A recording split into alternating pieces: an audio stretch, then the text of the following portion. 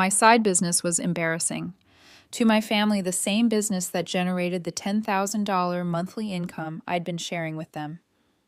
Don't mention it at parties, my sister begged. I stopped mentioning the payments too. Hey Reddit, this is going to be long, but I need to get this off my chest. I'm 29 female, and I run what my family calls an embarrassing business. Spoiler alert, that embarrassing business was funding their entire lifestyle until I pulled the plug.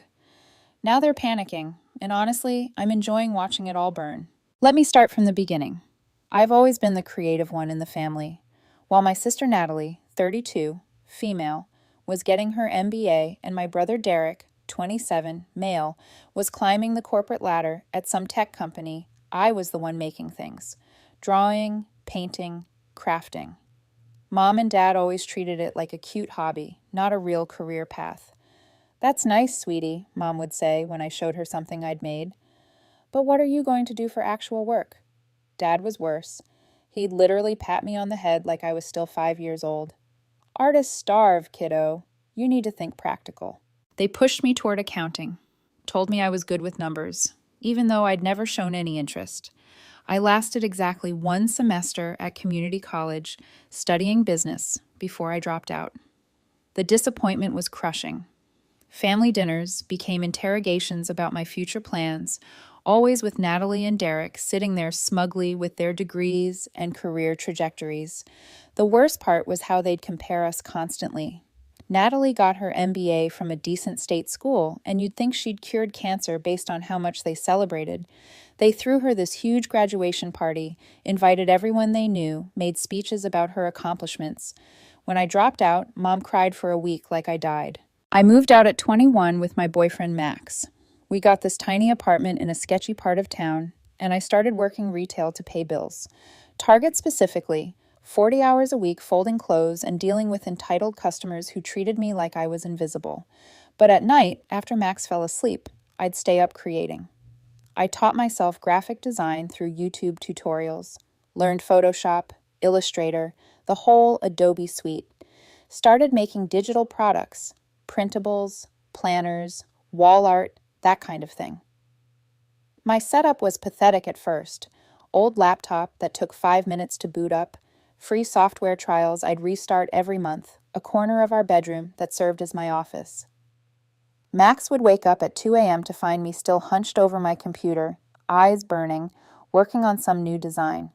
He'd pad into the kitchen, cook me something simple, and set it by my elbow. "You need sleep," he'd say. "Finish this, then rest. I've got breakfast in the morning." "I need this to work," I'd reply. Posted my first item on Etsy in 2019.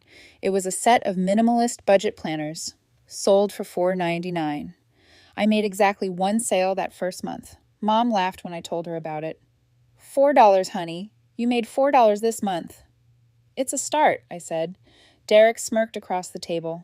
"I made that in about 3 minutes at my job." Natalie didn't even look up from her phone. "That's cute, like a lemonade stand." But I kept at it.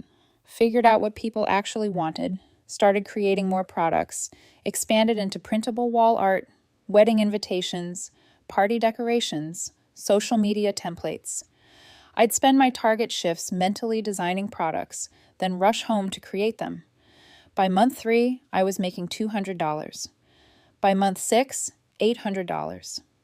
By the end of that first year, I was pulling in $2,000 monthly. That's when I quit Target.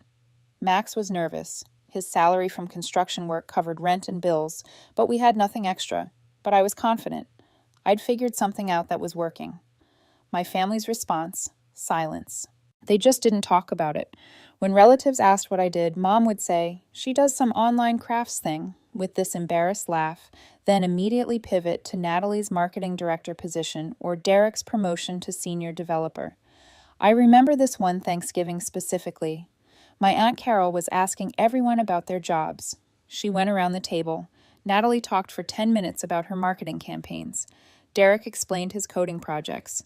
Even Max got to talk about the houses he was helping build. Then Aunt Carol turned to me and said, "What are you up to these days?" Before I could answer, Mom jumped in. "Oh, LaTanya plays around on the computer and sometimes sells things online. Nothing too serious." "Derek, tell Carol about that award your company nominated you for." Plays around on the computer, like I was a kid on Club Penguin instead of running an actual business. That's when things got interesting, though, because while they were embarrassed by my online crafts thing, they also started having financial problems. Dad's small business, he runs an insurance agency, took a hit during COVID. Clients were canceling policies, cutting back, disappearing. He'd built the agency over 30 years, starting from nothing, and watching it crumble was destroying him. Mom's boutique clothing store was barely breaking even. She'd opened it 10 years ago with this dream of being a fashion entrepreneur, but she'd never really understood the business side. Just kept buying inventory that didn't sell and hoping things would magically improve. Natalie got laid off from her fancy marketing job when her company downsized. 6 months after bragging about her corner office and generous salary, she was back living with our parents, applying for jobs that paid half what she'd been making. Derek was making decent money, but had student loans that were crushing him.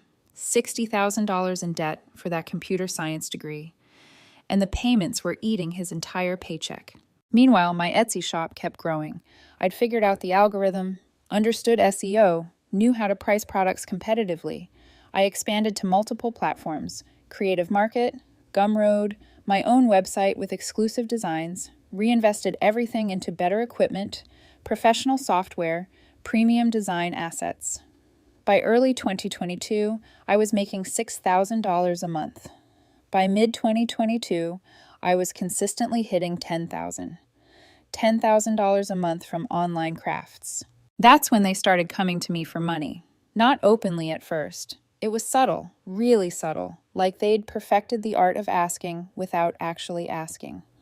Dad called one evening. Just wanted to chat, he said. Hadn't talked to me in weeks. We made small talk for maybe 5 minutes before he casually mentioned the insurance agency was having a temporary cash flow issue and asked if I could lend him $1,500 for business expenses. Said he'd pay me back in a month when some big policy renewals came through. I said yes immediately. He was my dad. His business was struggling. Of course I'd help. The $1,500 became $2,000, became $3,500 over the next 3 months. Those big renewals never materialized. He never paid back a cent. Mom needed $800 for store inventory. Said she'd found this amazing deal on a new clothing line that would definitely sell. I sent the money that same day. The inventory sat in her store for 6 months before she had to clearance it at a loss. Derek wanted $600 to cover his loan payment that month. His car had needed repairs, and he was short. I transferred the money within an hour. Next month, same request. Then the month after that. Natalie, who'd moved back in with our parents after losing her job, needed $400 for job interview clothes. Professional wardrobe, she called it. Had to look successful to be successful. I bought into that logic and sent the money. She wore those clothes to exactly 2 interviews before deciding she needed new outfits because the style wasn't right. I said yes to all of it because that's what family does, right? You help each other. You don't keep score. You don't demand repayment. You just help. None of it was ever paid back, obviously. But I didn't push. I had the money. They needed help. And I figured maybe this would finally prove to them that my work was legitimate. Wrong. Instead, they started treating me like their personal ATM while simultaneously being mortified by how I made my money. The cognitive dissonance was insane. I remember this one family dinner where Mom was showing off these new earrings she'd bought. $200, she said proudly, holding up her phone to show everyone the designer website. I knew I'd sent her $500 that week because she claimed the boutique's rent was due and she was short. But when Uncle Rob asked how business was going, she sighed dramatically. Oh, you know how tough retail is these days. Barely scraping by. Every month is a struggle. Then she looked at me. At least I have a real business, not just selling clip art on the internet. I just smiled and kept eating. But that comment stuck with me. I was subsidizing her lifestyle, paying for her designer earrings, and she had the audacity to call my work fake. The requests kept coming. Every month, someone needed something. Dad's car broke down, $12,200 for repairs that he swore he'd pay back when the agency recovered. Derek's girlfriend moved in and they needed furniture, $800 for a couch and kitchen table because his apartment was embarrassingly empty. Natalie's job search was taking longer than expected. $600 for another month's rent at our parents' house, even though they weren't charging her anything. Mom's store needed a new sign, $950 because the old one was dated and making the store look unprofessional. I tracked it all in a spreadsheet because I'm organized like that. Had columns for date, amount, recipient, stated reason, promised repayment date. In 2022 alone, I gave my family $34,750. That's not a loan. That's not an investment. That's just money I handed over because they asked, and I stupidly kept saying yes. And through all of it, Max kept me grounded, cooking when I worked late, rubbing my shoulders, telling me, "You can say no, babe. Rest. Let them figure it out." I should have listened sooner. The breaking point came at Natalie's engagement party last October. She'd finally landed a new job, not as prestigious as the old one, but decent pay at a small startup, and got engaged to some guy named Brandon she'd been dating for 6 months. Dad insisted on throwing this huge party. Catering, open bar, rented event space, the whole 9 yards. Who do you think paid for most of it? Dad asked for $4,000 just to get started with deposits. Mom needed $200 for decorations because everything has to be perfect.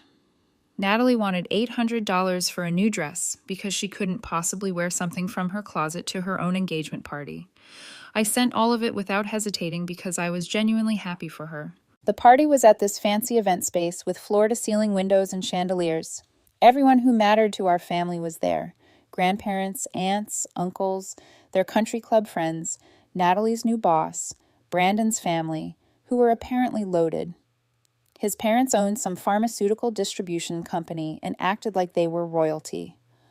I showed up in a simple black dress, brought Max, figured it'd be a nice evening celebrating my sister. Then I overheard the conversation that changed everything. I was near the bar, waiting for our drinks, when I heard Natalie talking to Brandon's mother, a woman named Patricia, who looked like she'd never worked a day in her life but had opinions about everything. She was wearing this cream-colored suit that probably cost more than my rent, and every time she moved, her jewelry clinked together like wind chimes. "So your whole family works in business?" Patricia asked, sipping her champagne. "Yes," Natalie said proudly, standing straighter. "Dad has his own insurance agency. Mom runs a boutique in the historic district. Derek works in tech at a really innovative startup." And she paused. I leaned closer, curious how she described me. My heart was actually pounding, hoping maybe this time she'd finally acknowledge what I'd built. "And your other sister?" Patricia prompted. "The one over there?" Natalie lowered her voice, but not enough. "Oh, LaTanya. She does online stuff. We don't really talk about it much. Bit embarrassing, honestly. She makes those crafty things people buy on the internet. You know, like printables and templates. Not really a career, more of a hobby that makes pocket money." The way she said crafty things and pocket money made it sound like I was selling knitted toilet paper covers at a swap meet instead of running a 6-figure business. Patricia made a sympathetic noise, like Natalie had just told her about a family tragedy. "Oh dear, well, every family has one, I suppose. At least she's doing something."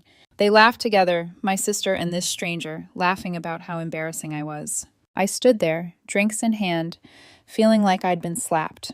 This party I'd helped pay for, celebrating a sister who thought I was an embarrassment, not because I'd done anything wrong, not because I'd failed, but because my legitimate, profitable business didn't fit their image of success. I grabbed Max without saying a word, handed him both drinks, and started walking toward the exit. "What's wrong?" he asked, following me. "We're leaving." "But we just got here." "I know." We drove home in silence. Max knew better than to push when I was this angry. When we got to our apartment, he guided me to the kitchen, put a pot on the stove, and started cooking. "Eat first," he said gently. "Then talk." He plated pasta, set it down, and just listened while I poured everything out.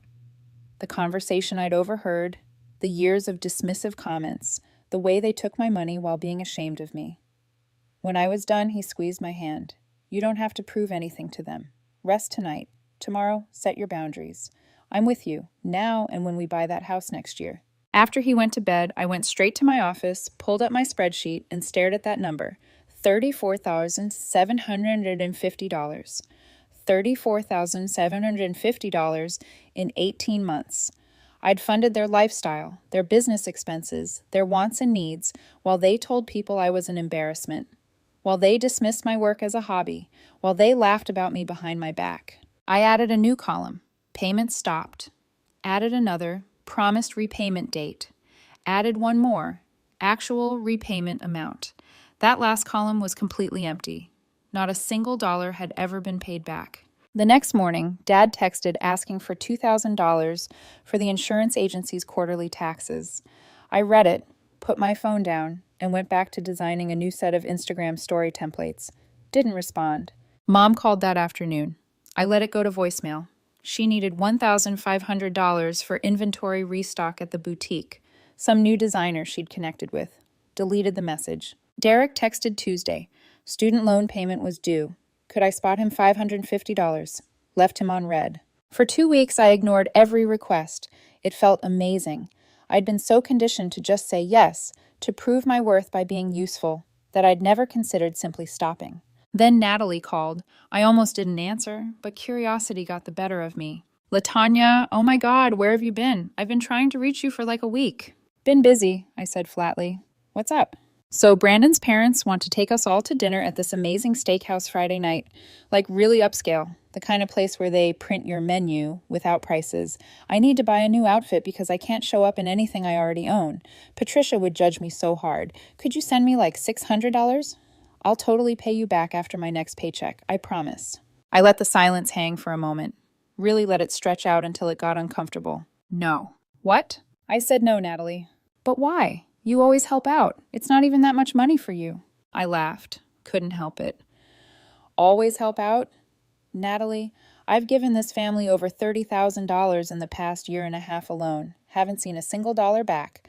And at your engagement party, the party I helped pay for, by the way, you told Brandon's mom I'm an embarrassment.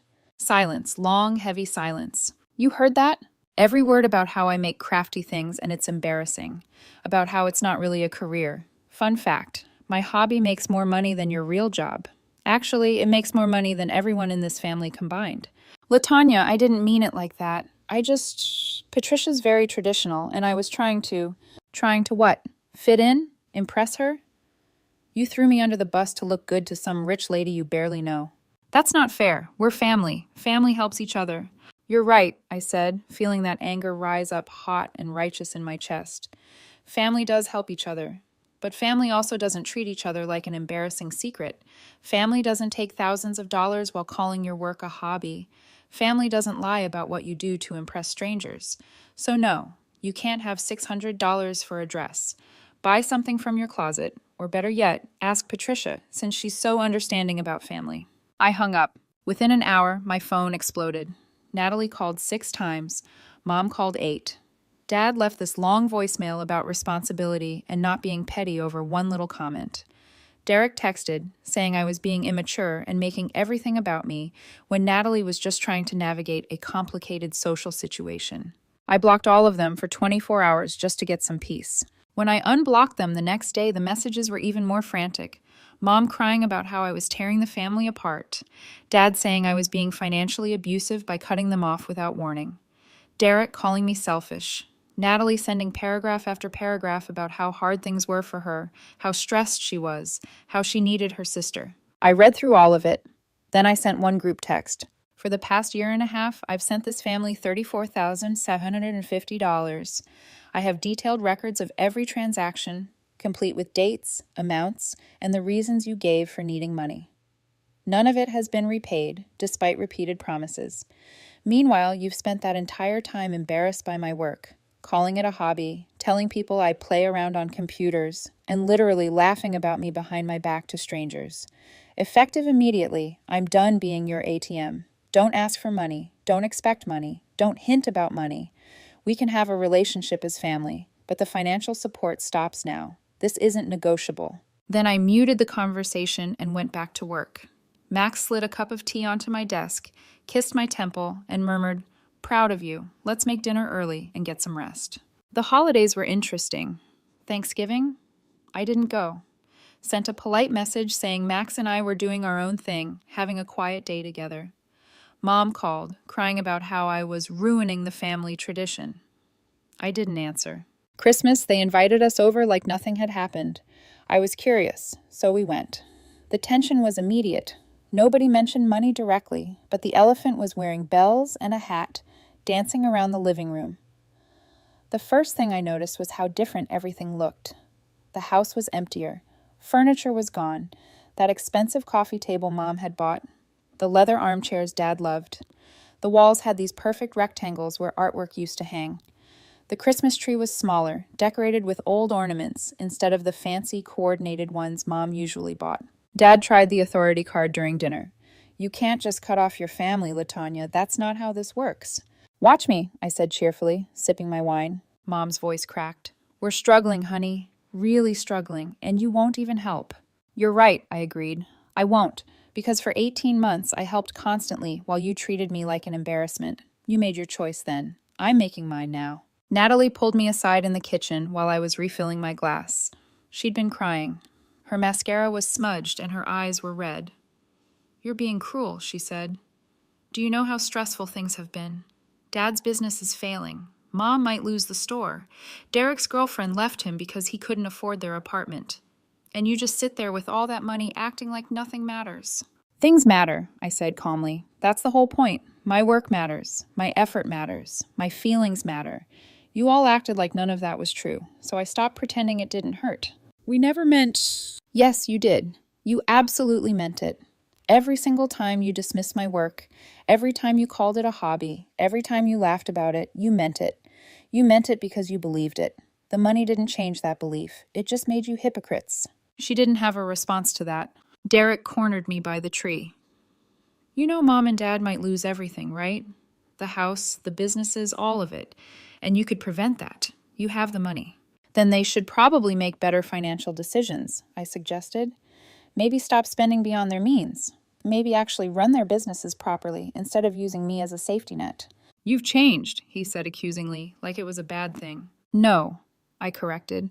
"I stopped letting you take advantage of me. There's a difference. The old me would have kept helping while you all kept disrespecting me.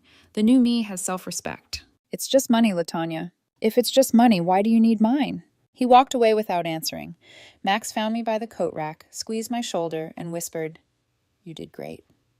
Ready to go home?" We left before dessert, went back to our apartment, and he made hot chocolate while we sat at the table planning next year. New product lines, a course launch, and touring a few starter homes on the east side. For once, the future felt like ours. January was when things really fell apart for them. Dad's business hit a crisis point. Turns out he'd been using my money to cover operating expenses rather than fixing the actual problems. When my payments stopped, the house of cards collapsed. Without that monthly cushion, he couldn't make payroll, couldn't cover the office lease, couldn't pay for the insurance on his policies. He had to lay off his only employee, a woman named Sandra, who'd worked for him for 15 years, and downsize his office space to a tiny room in a strip mall. I heard through my aunt that he cried when he had to tell Sandra she was being let go. Mom's boutique closed in February. She blamed the economy, said retail was dead, claimed nobody wanted to shop locally anymore. She didn't mention that she'd been using my money for inventory instead of actually marketing or adapting her business model. Didn't mention that she'd never learned basic business skills, just kept buying clothes she liked instead of clothes that sold. The going out of business sale lasted 2 weeks. My aunt said Mom looked devastated the whole time, practically giving away inventory just to empty the store. Derek's girlfriend moved out. Apparently, she was tired of living in a cramped apartment with a guy who couldn't afford furniture because he kept sending all his extra money to pay down loans from his expensive lifestyle choices. She had been covering most of their expenses for months, and when she finally looked at his finances, she realized he was making good money, but managing it terribly. She left in March. Derek had to move back in with our parents because he couldn't afford the apartment alone. And Natalie? Her new job wasn't going well. She'd been late several times because she couldn't afford to fix her car's transmission issue, the $12,200 repair that she'd normally have asked me for. Her boss was not understanding about it. When she showed up late for the 4th time in 2 months, they had a conversation about commitment and professionalism. She was on thin ice during her probation period. All of this I learned through family group chats I was still part of but never participated in. They'd complain to each other, occasionally throw passive-aggressive comments my way that I ignored. Derek posted about how family means nothing to some people with a sad face emoji. Natalie shared articles about narcissism with obvious implications. Mom posted inspirational quotes about forgiveness and letting go of grudges. I just kept working, kept creating, kept building my business while theirs fell apart. Then in February, Dad called, not texted, called, at 11 p.m. on a Tuesday night. I answered because late-night calls from family usually mean emergencies. Someone's hurt. Someone's in the hospital. Something serious. "LaTanya, I need your help." "What's wrong? Is someone hurt?" No, nothing like that. I need money." I was quiet. Let that hang in the air. "The business is about to go under completely. I need $15,000 to make payroll and keep the doors open for another quarter. After that, I'll have new clients coming in and I can pay you back with interest, I promise." "No. LaTanya, please. This is my life's work. 30 years I've built this company. I can't just let it die. And in those 30 years, you never bothered to respect mine. You want $15,000 from the daughter whose work you called fake? From someone who makes pocket money with her little hobby? From the person you told people plays around on computers? This is different. This is important. And my business wasn't important? My financial contributions weren't important? Dad, I gave you over $34,000 in 18 months while you and Mom told people I did online crafts with that embarrassed laugh. You literally introduced me as your daughter, who sells clip art. You want help now? You should have shown respect then. You're really going to let my business die over hurt feelings? I'm not letting anything die. You did that yourself by mismanaging money and relying on your daughter's embarrassing business instead of fixing your own problems. You had 30 years to build a sustainable model. You chose not to. That's on you. Please, I'm begging you. I'll do anything. Then go back in time and respect me. That's what I needed. Not now, not when you're desperate. Back then, when it would have actually mattered." I hung up. He called back immediately. I didn't answer. He left a voicemail crying. Actual tears, saying I was killing him, destroying the family, being selfish. That he was sorry, so sorry he'd said those things. That he was proud of me now. That he needed me. That I was his daughter, and daughters help their fathers. I deleted it and went to bed. Max wrapped his arm around me as I lay down, kissed the top of my head, and whispered, "You don't owe them anymore, babe. You've done enough. We'll build our future, together." March brought the full meltdown. Dad's business closed. He had to declare bankruptcy. The insurance agency he'd worked 30 years to build, gone in 3 months without my financial cushion. I heard he tried to sell it, but nobody wanted to buy a failing agency with no clients and no assets. Mom had to get a job at Macy's. Part-time, minimum wage, folding clothes and dealing with customers. The same mom who'd acted superior about having a real business was now doing retail work she'd looked down on when I did it. My aunt said she came home crying almost every day. Derek had to move back in with our parents because he couldn't afford his apartment alone. His ex-girlfriend had been splitting costs. And without her or my money, he was screwed. 37 years old, sleeping in his childhood bedroom, working 2 jobs to pay down the loans he'd racked up trying to live above his means. Natalie's car died completely. The transmission issue turned into a full breakdown, and she didn't have money for repairs. She'd been taking Ubers to work, which cost more than fixing the car would have, but she didn't have the upfront cash. After 3 weeks of consistent lateness, despite the warnings, her boss fired her during her probation period. She was back to being unemployed, living with our parents, applying for jobs with a gap in her resume she couldn't explain. All of this happened while I was hitting $12,000 monthly revenue. I'd expanded into selling Canva templates, started a small online course about digital product creation, hired a virtual assistant, and was living my best life with Max in our cozy apartment, planning for the future. The begging intensified. Mom showed up at my apartment in April, just appeared at my door with red eyes and mascara running down her face, looking like she hadn't slept in days.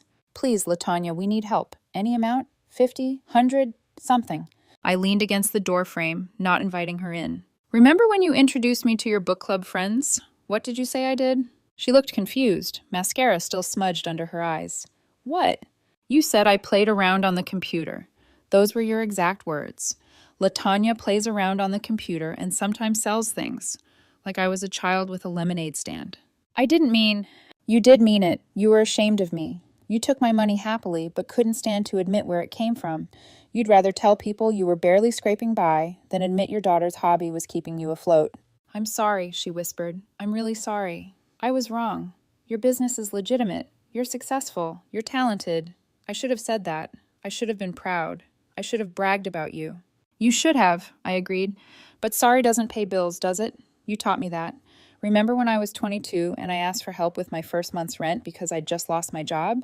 You said I needed to learn responsibility, that sorry doesn't pay landlords, that I needed to figure it out on my own because that's how adults handle problems. That was different. Was it? Because from where I'm standing, it's exactly the same. You wanted me to struggle to learn a lesson? Now it's your turn. Welcome to adulthood, Mom. She left crying. I felt nothing. Dad tried a different approach. He sent me this long email in May about how he'd always loved me, how he was proud of me, how he'd been wrong to dismiss my work. It was clearly written by someone else, probably Derek, because Dad still thinks LOL means lots of love and signs his emails Love Dad, like he's writing a letter in 1952. The email ended with, I'm not asking for money. I just want my daughter back. I miss you. I miss us.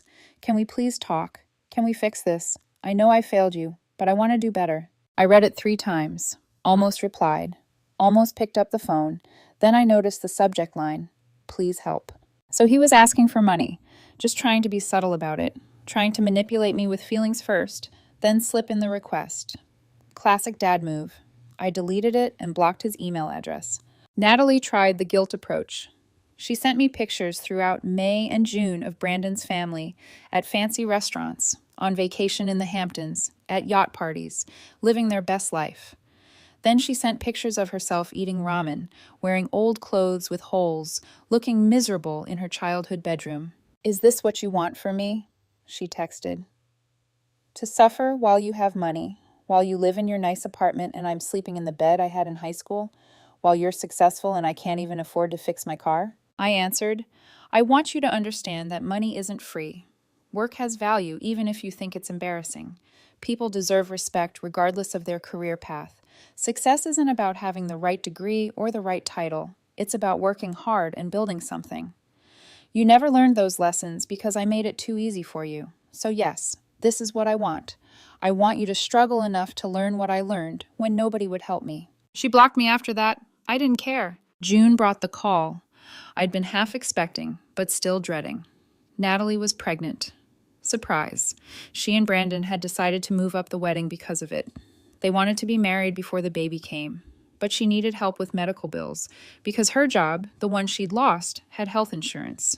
Now she didn't, and prenatal care is expensive. The call came from Derek this time. Look, I know things have been tense, but Natalie's in a tough spot. She's family. She's going to have a baby. We're having a family meeting Sunday to figure out how to help her. You should be there. We need to talk about this like adults. Will there be an apology? I asked. A real one, from everyone, for treating me like an embarrassment while taking my money. Everyone's sorry, LaTanya. We all made mistakes, but we need to move forward. We need to focus on helping Natalie right now. I've moved forward, I said flatly. You all need to catch up, and Natalie is not my responsibility. Brandon's family has money. They can help, or she can apply for Medicaid, or Brandon can get a better job. But I'm done being the family solution to every problem. You're being heartless. She's having a baby. And I'm sure she'll be a great mother. But that's not my problem. You all made sure I understood that my problems weren't your concern. Now you get to learn the same lesson. I didn't go to the family meeting. Found out later they tried to set up a GoFundMe for Natalie. It raised $340, mostly from Brandon's family, who apparently felt bad for her. Our family's friends, the ones they'd been so desperate to impress, donated nothing. A few left comments like, doesn't she have family who can help? Turns out people don't want to donate to someone whose family won't even help them. And our family couldn't help because they'd driven away the person who'd been funding everything. The irony was delicious. The wedding happened in July. Small courthouse thing, just immediate family and Brandon's parents. I wasn't invited. Mom sent me pictures anyway, trying to make me feel guilty for missing it. Natalie in a simple white dress she'd probably borrowed. Dad in an old suit that didn't fit right anymore. Mom looking exhausted in her Macy's clothes. All I saw was a small, sad ceremony that could have been beautiful if they'd managed money better. if they hadn't relied on me, if they'd treated me with respect instead of shame. Max sat beside me as I scrolled through the photos, shaking his head. "Don't let them rewrite this in your mind," he said. "They built this. You just stopped carrying it for them." Later that night, lying in bed, he kissed my forehead. "When we buy our house next year, I want it to be ours. No shadows from them, no one hanging over us." "For once," I whispered, "the future feels like it's really mine." Sometimes I wondered if I should feel guilty. Lying in bed with Max one night in August, we were talking about maybe buying a house with my business income, planning our future, laughing about how he wanted a garage big enough for his tools. Then his voice went soft. "Do you ever feel bad about cutting them off?" "Sometimes," I admitted. But then I remember Natalie calling me an embarrassment. Mom's apologetic laugh when people asked about my work. Dad's "artists starve" comments while cashing my checks. Derek's smirk about me making $4 in a month. And I feel less guilty. Max kissed my shoulder and pulled me close. "They made their choices. You made yours. You don't owe them your peace." He was right. The thing is, I could have helped. I had the money, more than enough to solve all their problems. But throwing money at them wouldn't fix anything. It would just restart the cycle. They'd take it, feel temporarily relieved, then go back to the same patterns that got them here in the first place. And they'd still be embarrassed by me, still dismiss my work, still tell people I play around on computers. They needed to learn what I'd learned, that respect matters more than money, that you can't build a life on someone else's foundation, that success means standing on your own. In September, Derek sent me an email, professional, formal, almost like a business letter. He said he'd been doing personal reflection and therapy, realized they'd all treated me unfairly, understood why I'd cut them off, wasn't asking for money or reconciliation, just wanted to apologize. I appreciated that email. It felt genuine, different from the manipulative attempts before, so I responded, said I appreciated the apology, that I was open to talking, but things would be different now. We met for coffee in October, just us, no family, no agenda, just two siblings sitting across from each other. "I get it now," he said, hands wrapped around his mug. "What you were saying about respect. I was so caught up in traditional success markers, degree, corporate job, salary, title, that I couldn't see you'd built something real. Something better than what I had, honestly." "Thanks," I said cautiously. "I'm working 2 jobs now," he admitted. "Day shift at my tech job, night shift doing data entry. It sucks. I'm exhausted all the time. Haven't seen friends in months, but I'm paying down my loans without anyone's help, and I get it now. How hard you worked. How much effort it took to build your business while we were dismissing it. While I was smirking about your $4 sale, you were learning skills and building something that would change your life." I just nodded. "I don't expect anything from you," he said, "but I wanted you to know I'm sorry. Really sorry for all of it, for every dismissive comment, every time I acted like your work wasn't real, every time I took your money while disrespecting how you made it. You deserve better. You deserved a family that celebrated you." We talked for 2 hours. He told me about therapy, about working on himself, about moving out of our parents' place into a tiny studio apartment he could barely afford, but was proud of because he was doing it himself. I respected that, respected him finally taking responsibility. Mom and Dad tried their own apology in November. They invited me to dinner at their condo, just the 3 of us. The place was smaller than I expected. 1 bedroom, barely any storage, furniture from Goodwill. Everything looked different. They looked different. Mom seemed older, tired, like the past year had aged her a decade. Dad's shoulders sagged, like the weight of his failed business never left. As soon as I sat down, Mom blurted it out. "We're sorry." Her voice cracked. "We treated you terribly. You deserve better from us. You deserve parents who celebrated your success instead of being ashamed of it." Dad nodded, his hands clasped on the table. "I was wrong about everything. Your work is real. You're successful, more successful than I ever was. Honestly, you built something from nothing, and instead of being proud, I was embarrassed. That's my failure, not yours." "You should have," I said quietly. "You should have been proud. I gave you so many chances to be proud, but you chose shame instead." Mom reached across the table. "Can we start over? Try to be a real family again? We miss you. We love you. We want to do better." I thought about it, really thought about it. "Maybe," I said, "but things will be different." "Different how?" Dad asked.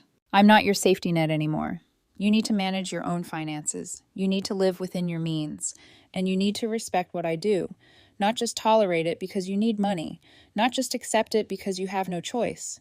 Actually respect it, actually be proud of it, actually tell people what I do without that embarrassed laugh. We can do that, Mom said quickly. We will do that. And no more asking for money, no hints, no emergencies, no, just this once. If we're going to rebuild, it has to be as equals, not me funding you. They both nodded, almost too eagerly, probably because they had no choice. Probably because they'd hit bottom and realized I wasn't coming to save them this time. That night, back at our apartment, Max set down 2 glasses of wine and curled up next to me on the couch. You handled that perfectly, he said. They'll either step up or they won't. But either way, you've set your terms. For the first time in my life, I realized I wasn't scared of losing them, because I finally had myself. December rolled in cold and quiet, but for me, it was the first holiday season that didn't feel like a performance. Max strung lights across our balcony while I worked on new product designs at the kitchen table. When he came in, cheeks red from the wind, he kissed the top of my head. You know, he said, this is the first year we get to make our own traditions. No drama, just us.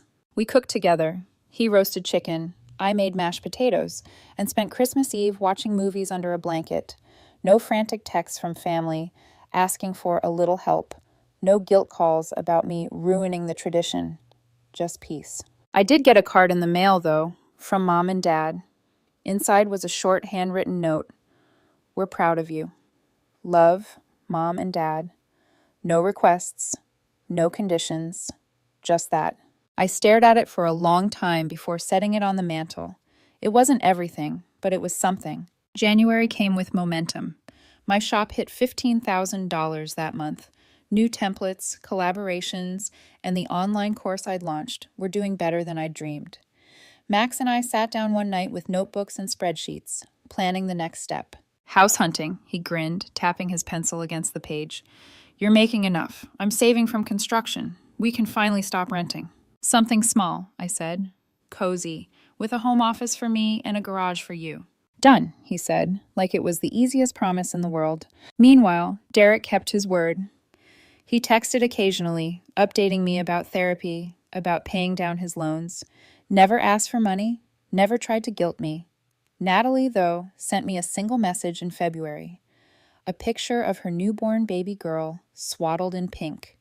The text read, "She deserves an aunt who loves her." I stared at the photo, at the tiny face that hadn't done anything wrong, at the manipulative words attached. Max glanced over my shoulder, frowned, and said, "If you want to be in that baby's life, it has to be on your terms, not theirs."